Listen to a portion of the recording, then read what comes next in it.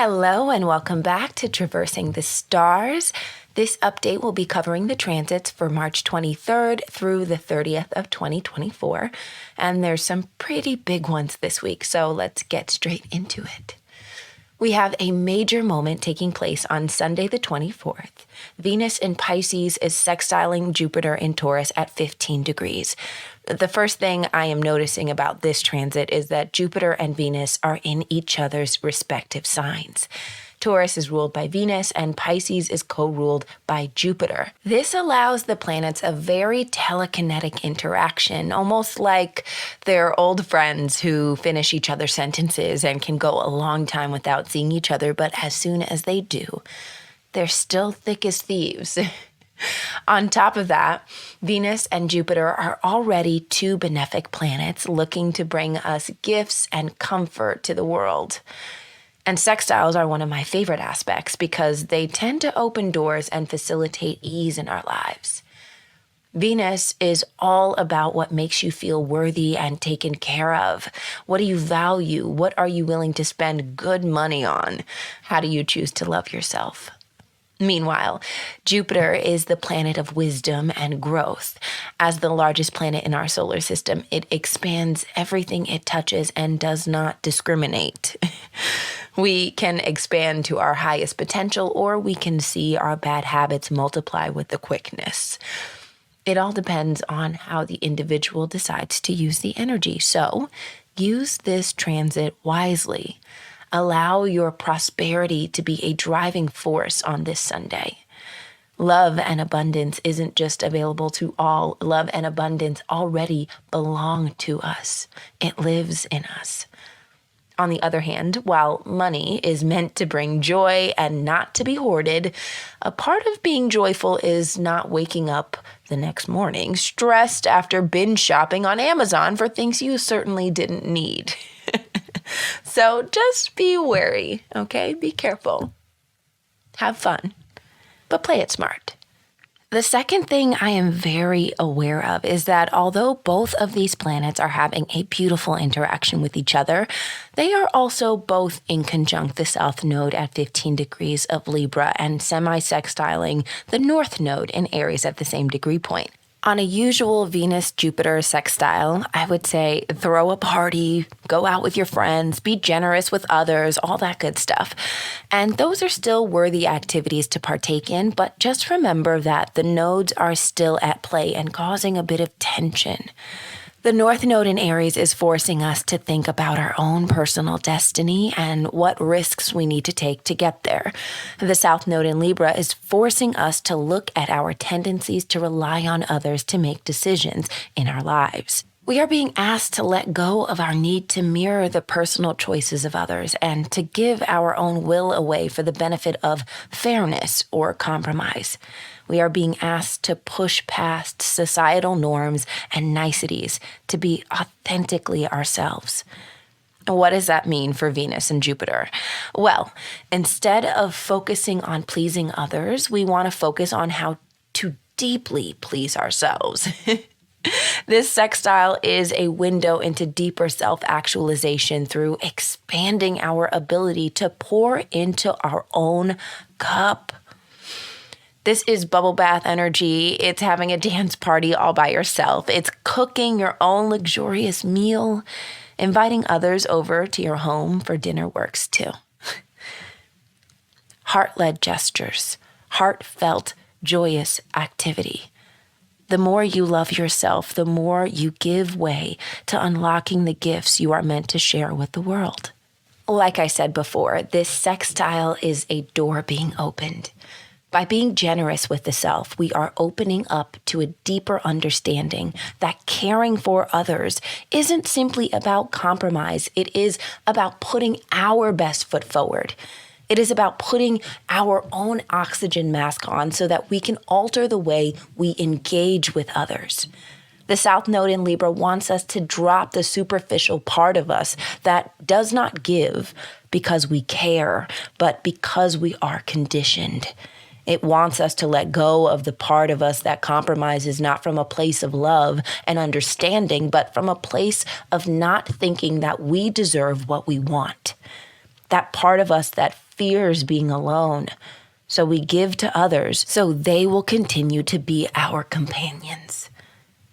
We do this and we don't even realize that the relationships we build based on this false reality will leave us feeling bitter instead of whole, resentful instead of connected.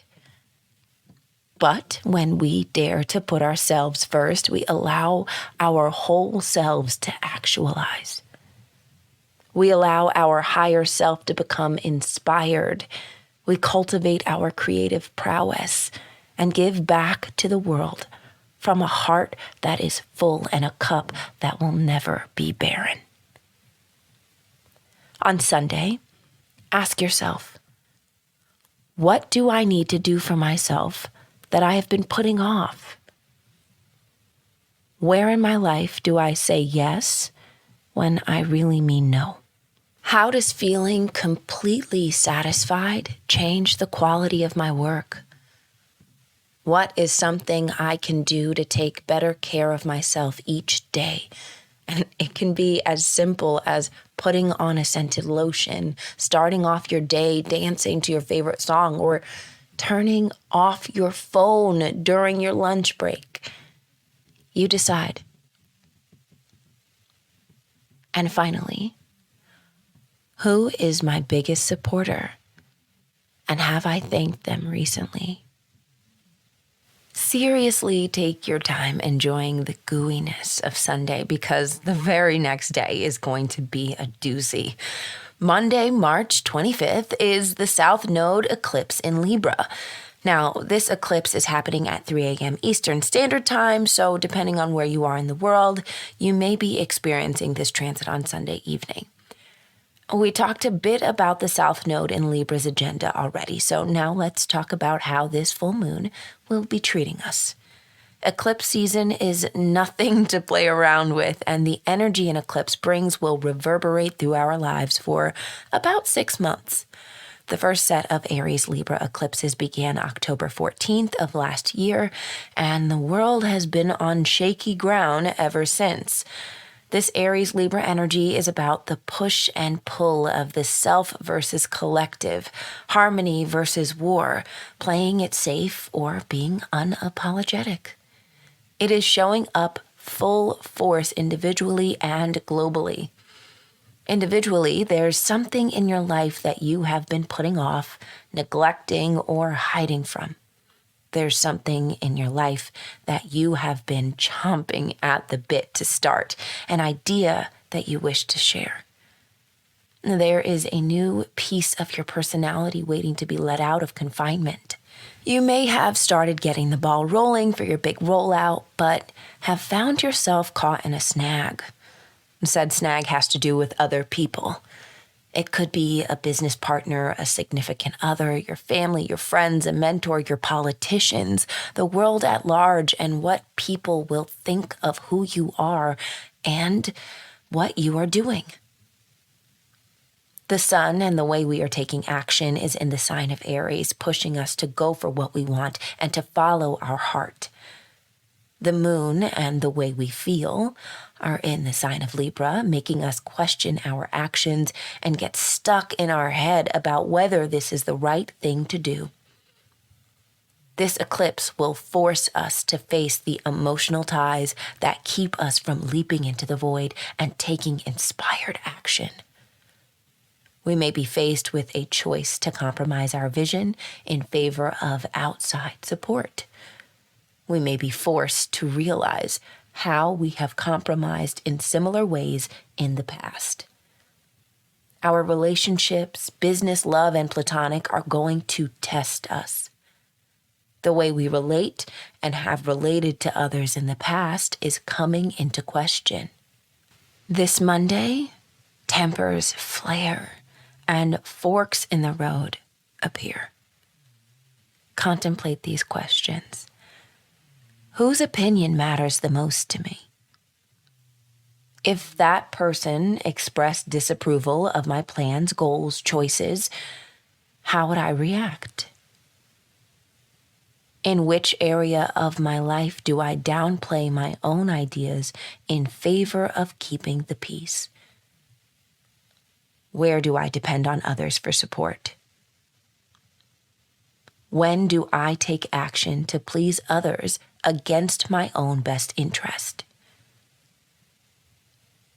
And do my compromises usually end as a win-win or a win-lose? All right, y'all. The third and final transit of this podcast episode is another big one.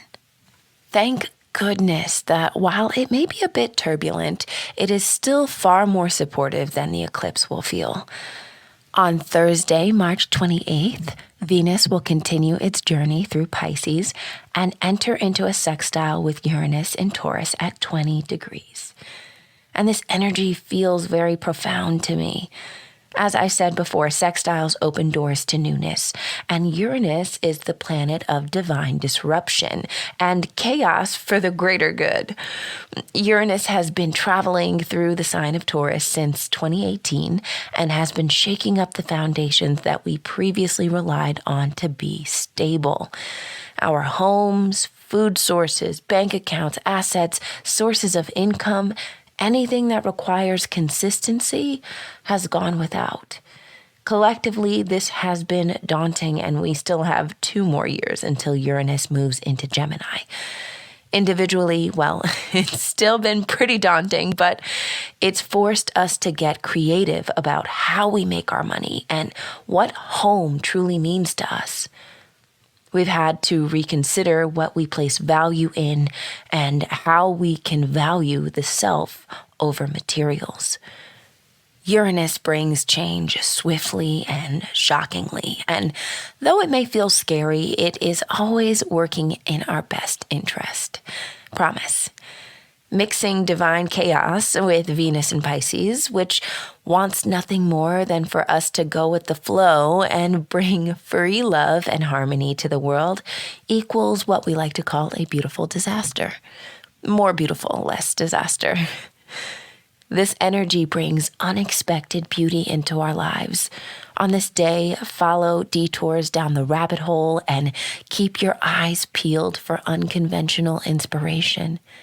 Rely on the mutable energy of Pisces to float above any barriers and backstroke past negativity of any kind. The worst thing you can do is get stuck on a past plan or harp on the way things were supposed to go. Let go of your creature comforts and try something new. All randomness should be investigated with childlike curiosity. Today, your subconscious is sending you signs from the divine, and the universe is giving gifts to those souls who know just how to roll with the punches and approach change as inspiration. Today, luck looks a little different. No questions for this transit. Just make sure to take note of anything out of the ordinary. Thank you so much for listening. I appreciate your presence. I appreciate your interest in astrology, and I hope I have given you something to think about. Oh, and don't forget, you belong. Until next time, bye. Bye now.